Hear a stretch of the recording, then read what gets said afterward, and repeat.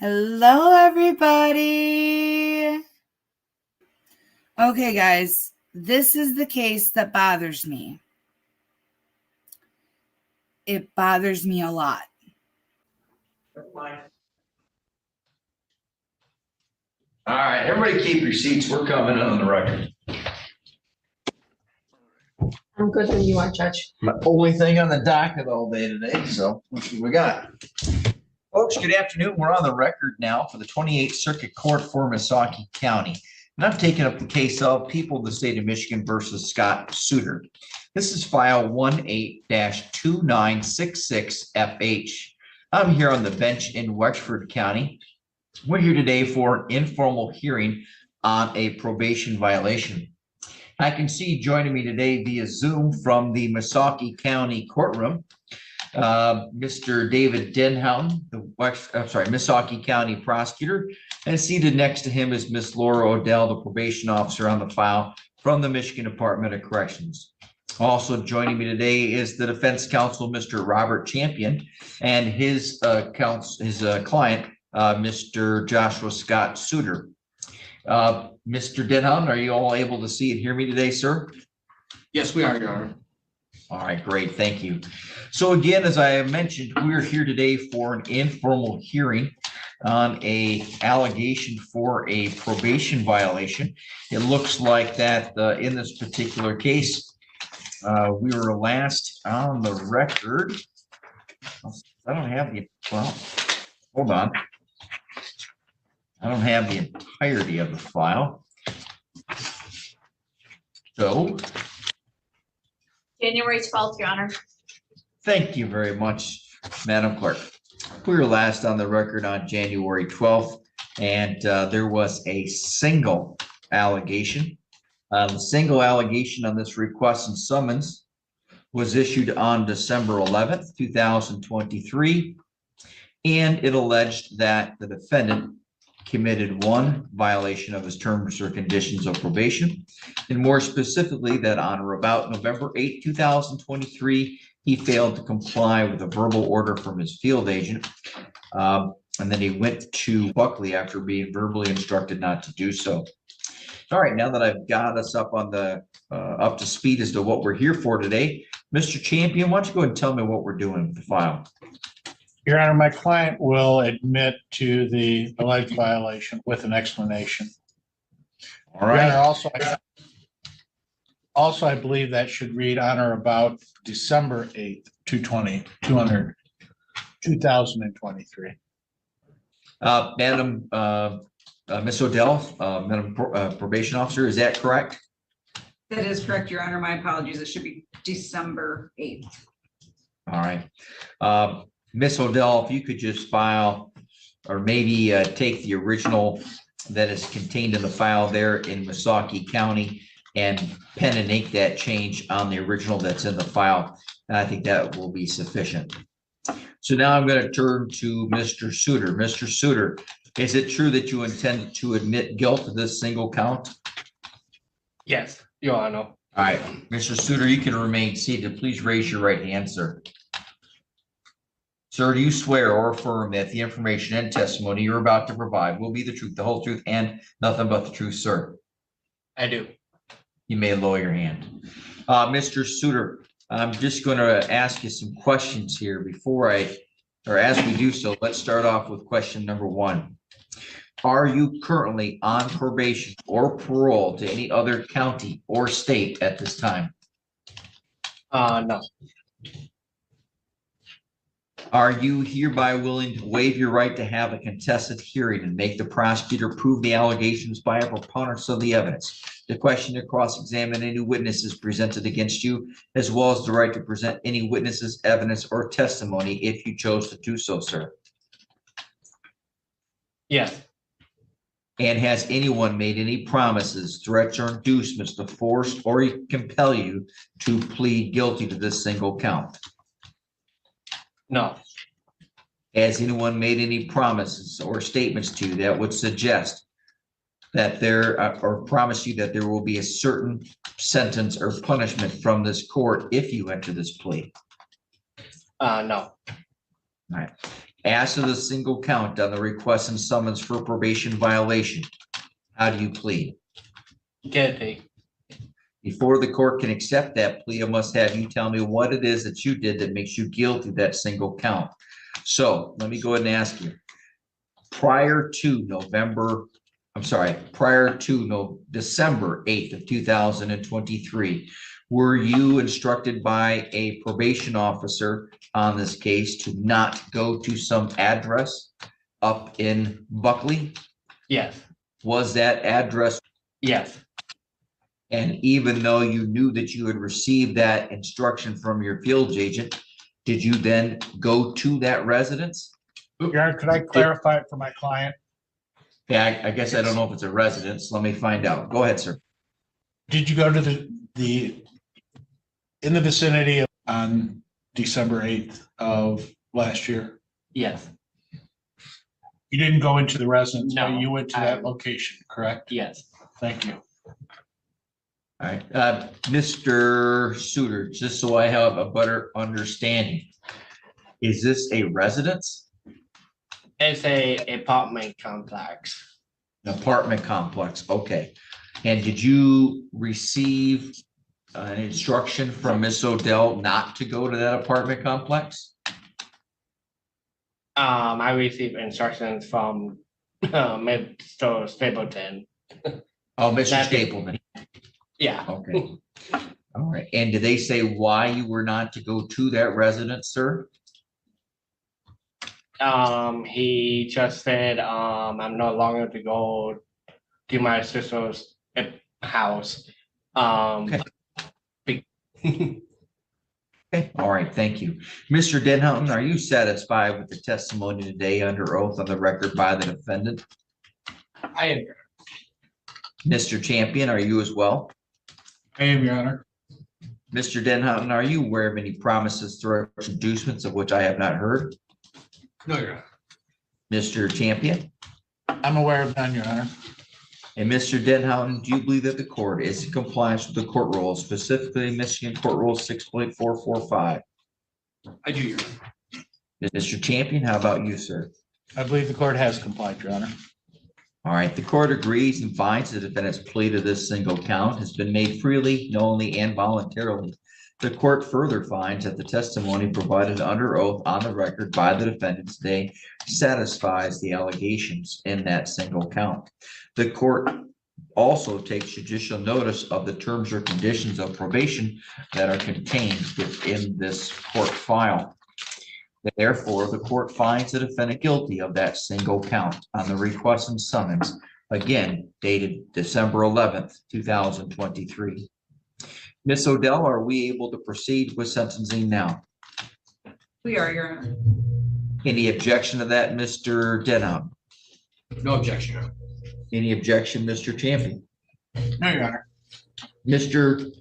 Suter, you have the right to be physically present before me in the courtroom. Do you waive that right and allow us to conduct sentencing via Zoom in this manner? Yes. The court finds pursuant to Michigan court rules that the technology is sufficient and therefore we're able to proceed. I now turn over to Ms. Odell. Ms. Odell, your recommendation, ma'am. Your Honor, Mr. Suter was sentenced to 5 years probation on February 4th of 2019. So that maximum sentence is coming up here in just a few weeks. This is his first violation in all that time. Mr. Suter was originally instructed not to go to the address of his sister because there were neighbors that were expressing some concerns, had called Agent Stapleton, and so Agent Stapleton instructed Mr. Suter not to go back to the residence. There was nothing that had happened back in August. He just was instructed not to go there because of neighbors basically complaining, for lack of a better word.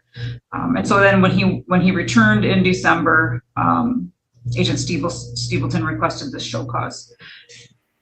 He's had no prior violations. At this point, Your Honor, I would just recommend that probation continue until that max date in February, and just so that this show cause is in the court file in case it's needed in the future.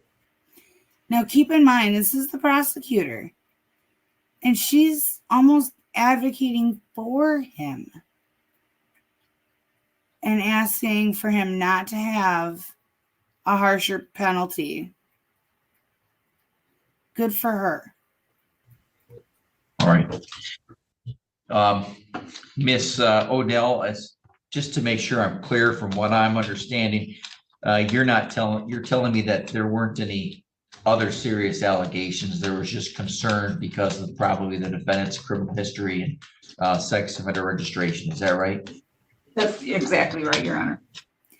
And I would be willing to wager, now I don't know any details of his criminal history or any, charges that he has against him or anything like that, but I would be willing to wager that his disability came into play with that as well.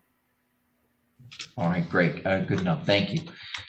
Miss Odell, how much credit does the defendant have? He has 169 days of jail credit, and his guidelines are 0 to 9 months. Hold on. Miss Odell, I do not like sentences where on probation violations, it looks like I'm giving a lesser sentence than what he was given before. Particularly when I look at that, I respect what the prior judge did. And I believe that when a judge sets a sentence, they are doing so not only, again, based upon the facts of that case and the defendant, but also as a message for deterrence. So I don't like reducing the sentence. However, you're telling me that he has 169 days of credit with an original sentence of 240 days. Even with good conduct time, that would take it down to 200. And so there would be a difference of 31 days. Was he released early from confinement then? He was, Your Honor. He was released to the transition house, and at that time, the transition house was still open and running. He was released to the transition house and served the balance of his jail time there on tether. Okay. So, Ms. Odell, do you have any suggestion on how I should issue a sentence? And I haven't talked to Mr. Denhoughton yet or Mr. Champion. I know that. I'll come back to you guys. But just so everyone can hear this, do you have any suggestion on how I issue a sentence? If I were to give no additional jail, I would say 240 days with 169 days of credit. I don't believe the court can hold remainders in abeyance. How else do you think I should cover that remaining 31 days or could cover the remaining 31 days? Historically, Your Honor, prior to you taking the bench, I know that jail days were held in abeyance previously. I understand your take on it is different. Okay, I'll think about it. I guess I'm not sure how to answer that question. Well, let's see what kind of magic we can come up with. Before I do that though, Mr. Denham. Your Honor, based upon the rationale, Ms. Odell, the people do support the recommendation.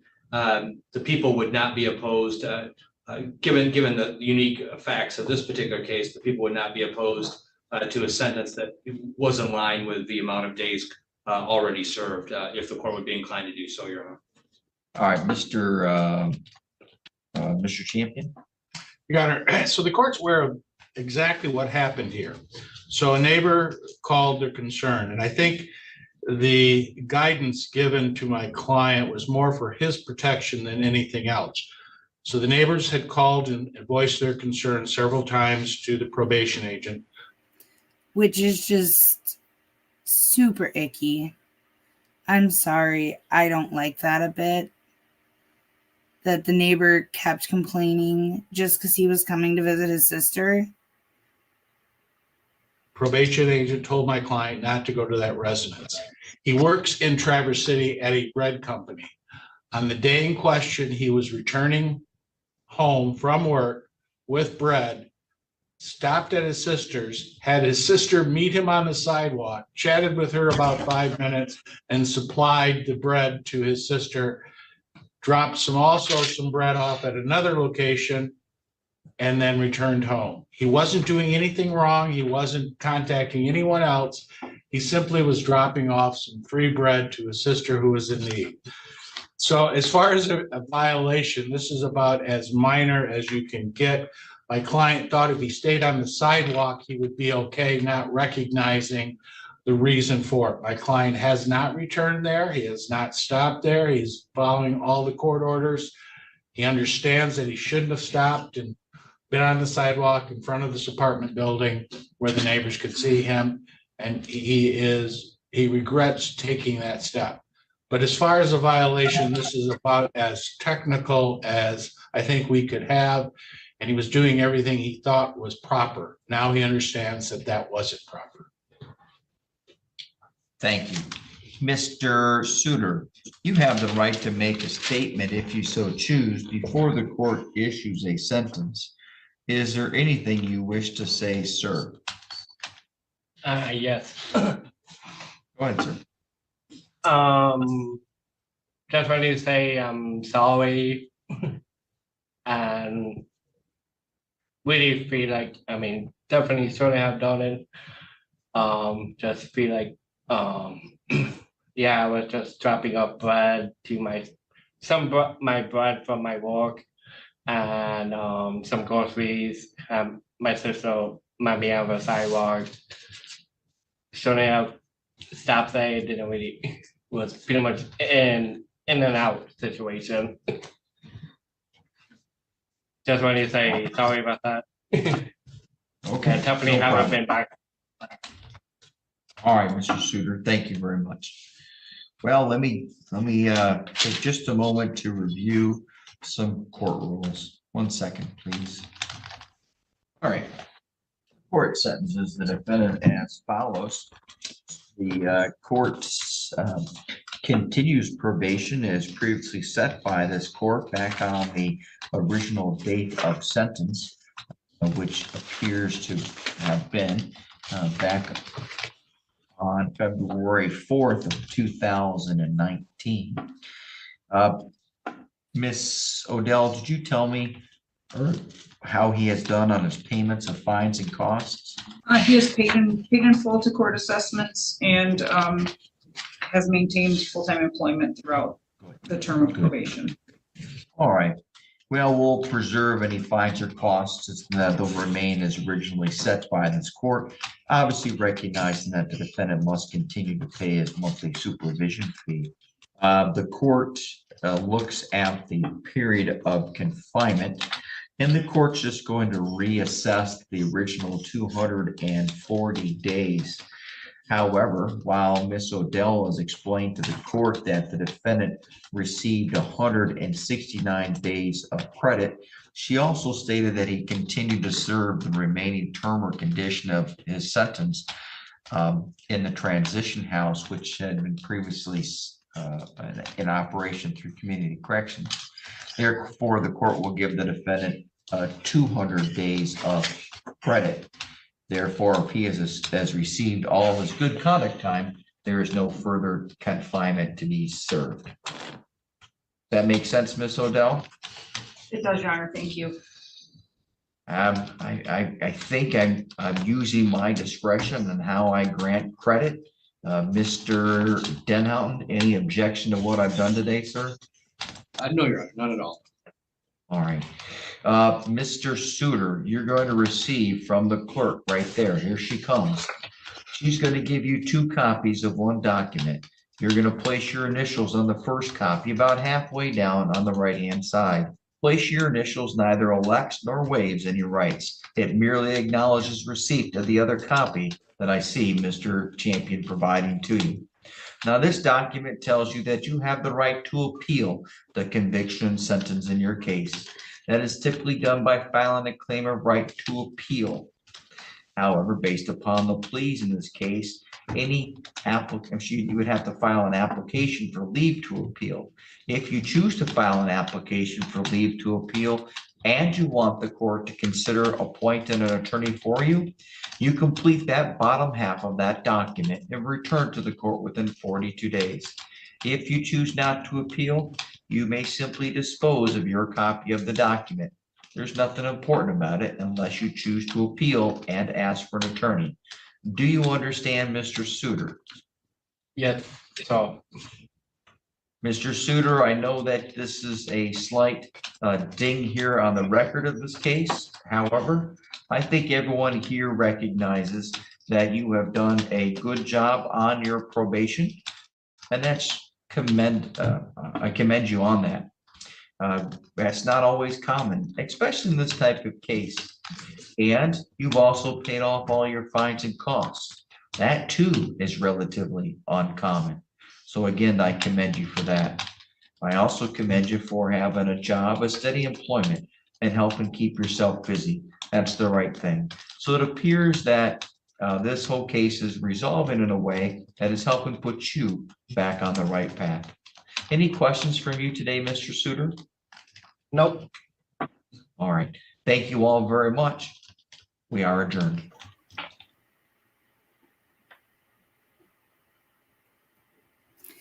Yeah, that one bothered me a lot because although I'm glad the way the judge ended up handling it in the end, but you could tell the judge was really struggling with how to handle it in the beginning because he can't really apply any different any different application of laws and sentencing or anything like that to any one person versus the other, with the exception of if he wasn't competent. And he's apparently been found competent, but it's just, he's an adult with a disability, very obviously. He doesn't learn at the same rate, I would be willing to wager. And certain things don't seem wrong that, that he's not been taught are wrong. Like Gripper had mentioned. Maybe he took a pee in a park and somebody saw. And that could be considered that. We don't know the details of what he did originally. But I really have a hard time believing that he, aggressively attacked someone or something like that.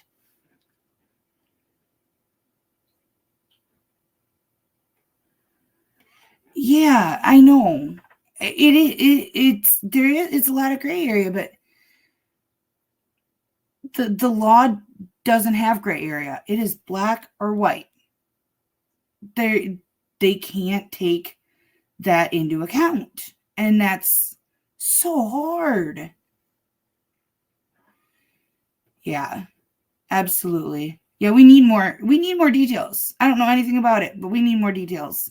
Be safe, be well, sleep sweet, and much love.